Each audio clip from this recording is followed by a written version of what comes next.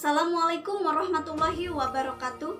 Perkenalkan, nama saya Pina Nopianti, NIM 208-12003, Program Studi Pendidikan Ilmu Pengetahuan Sosial.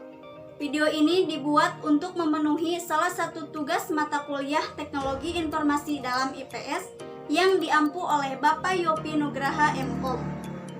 Dalam video kali ini, saya akan menjelaskan tentang revolusi industri 1.0 sampai 4.0. Adapun materi yang akan saya bahas yaitu revolusi industri 1.0, revolusi industri 2.0, revolusi industri 3.0, dan revolusi industri 4.0. Sebelum kepada pembahasan, di sini saya akan sedikit menceritakan tentang asal mula revolusi industri. Revolusi industri terjadi pertama kali di Inggris merupakan revolusi ekonomi. Corak perekonomian Inggris yang semula agraris berubah menjadi industri. Di antara ciri-cirinya adalah status sosial yang sangat dipengaruhi oleh luasnya kepemilikan tanah. Pada akhir abad ke-17, pembuatan barang atau manufaktur dikerjakan di rumah-rumah penduduk dengan menggunakan manual tangan atau menggunakan mesin sederhana. Oleh sebab itu, kemampuan menghasilkan barang masih sangat terbatas. Revolusi industri dimulai dengan penemuan cara pembuatan barang dari penggunaan tenaga manusia ke penggunaan mesin. Perubahan terjadi seiring dengan kemampuan manusia dalam melahirkan inovasi. Produk baru dan metode baru tercipta seiring dengan kemajuan industri. Setiap periode zaman selalu saja melahirkan inovasi dahsyat yang berorientasi pada kebutuhan dan kemaslahatan kehidupan. Inovasi merupakan kunci kesuksesan di bidang industri. Revolusi industri ditandai dengan adanya perubahan pola hidup dan pola pikir masyarakat dan negara. Revolusi industri akan mewarnai corak tatanan kehidupan masyarakat, baik di bidang ekonomi, sosial, budaya, dan politik. Langsung saja kepada pembahasan yang pertama, yaitu revolusi industri 1.0.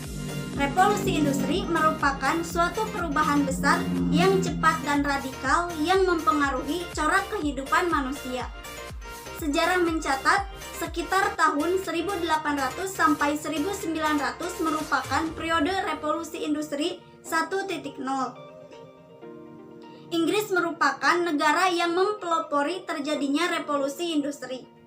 Saat itu, secara politik, Inggris memiliki masyarakat yang stabil dan merupakan negara kolonial terbesar di dunia.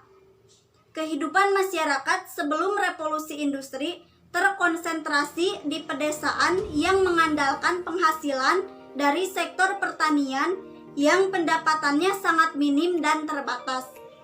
Namun, dengan terjadinya revolusi industri, lapangan kerja di sektor manufaktur mulai meningkat, sehingga penghasilan dan taraf hidup kehidupan masyarakat berangsur membaik.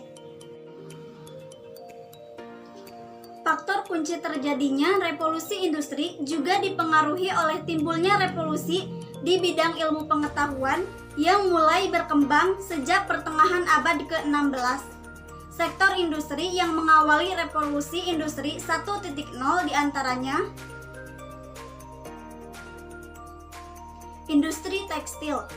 Di awal era industrialisasi dan mekanisasi, inovasi di sektor industri tekstil mengalami perkembangan yang luar biasa. Hal ini diawali dengan pembuatan mekanisme mesin pintal. Mesin pintal merupakan temuan inovasi yang mengubah corak sektor industri tekstil. Produk tekstil yang sebelumnya menggunakan tenaga manusia berubah menggunakan mesin yang tentu bisa lebih efisien dan efektif. Produktivitas produk tekstil mengalami peningkatan berlipat-lipat. Tumpuan industri tekstil yang semula menggunakan tenaga manusia berubah menjadi tenaga mesin. Yang kedua yaitu industri besi dan baja. Perkembangan inovasi di sektor pertambangan juga mengalami kemajuan pesat.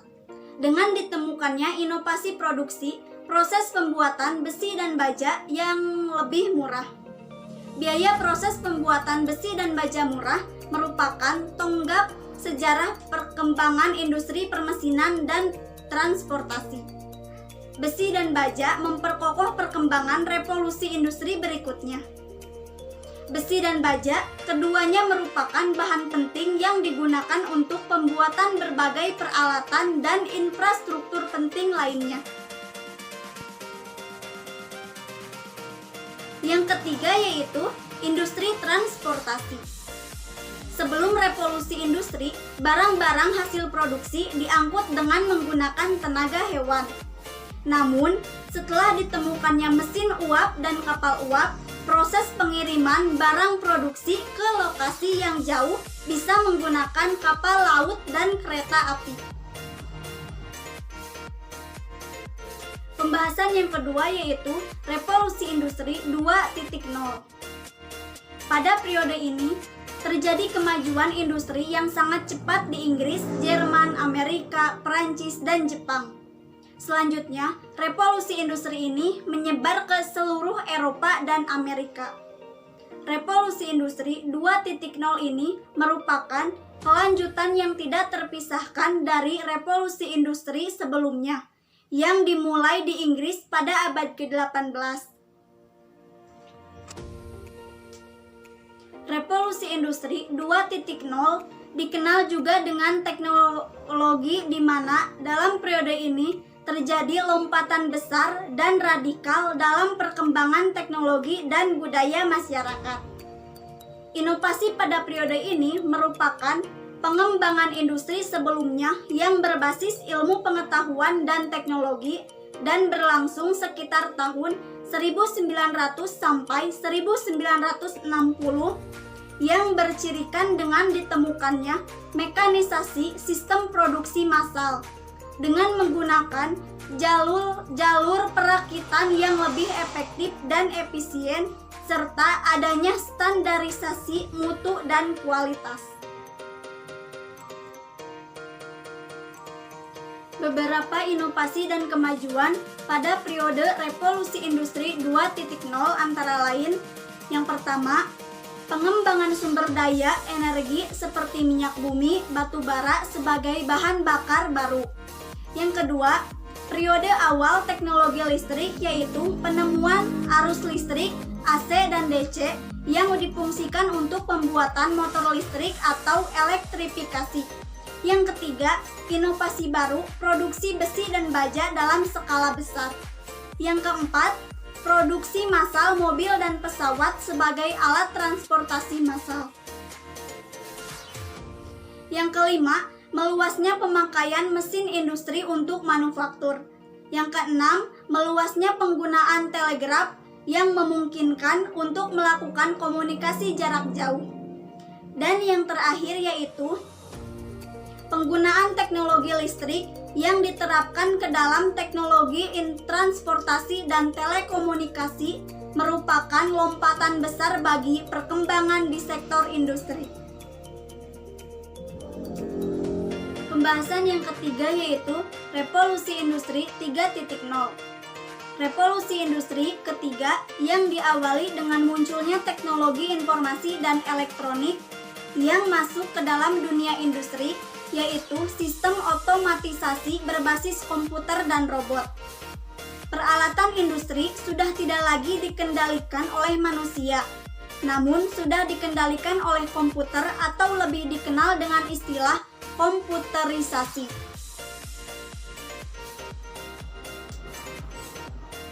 Pada periode ini, tahun 1960 sampai 2010 melahirkan inovasi pengembangan sistem perangkat lunak untuk memanfaatkan perangkat keras elektronik.